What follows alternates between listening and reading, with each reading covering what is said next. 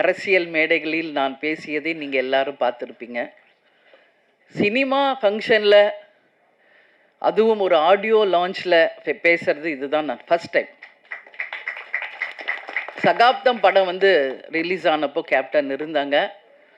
அப்போது என்னை வந்து பேச சொல்லி அழைச்சார். நான் சொன்னேன், இல்லை இது சினிமா, அதனால் நீங்கள் மற்றவங்களாம் டெக்னீஷியன்ஸ்லாம் பேசட்டுங்க, நான் பேசலை அப்படின்னு சொன்னேன்.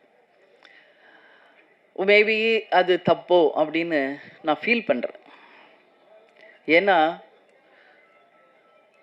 கேப்டன் வந்து ஒரு அம்மாவா நீ வந்து அவனை வந்து ஸ்டேஜில் நீ வாழ்த்தணும் அப்படின்னு கேப்டன் சொன்னார். அன்றைக்கி சரி சினிமா ஃபங்க்ஷனில் நம்ம எதுக்கு பேசணும் அப்படின்னு நினச்சேன். பட் நான் இன்னைக்கு சொல்கிறேன், சண்முக பாண்டியன் அம்மாவை மட்டும் கிடையாது, உங்கள் அன்பு சகோதரியாக கேப்டன் பெற்றெடுத்த சண்முக பாண்டியனை இனிமேல் உங்களிடம் நான் ஒப்படைக்கிறேன். பத்திரிகை நண்பர்களிடமும் தமிழக மக்களிடமும் நான் வந்து சினிமா துறையை சேர்ந்த அனைவரிடமும் அவரை நான் வந்து ஒப்படைக்கிறேன்.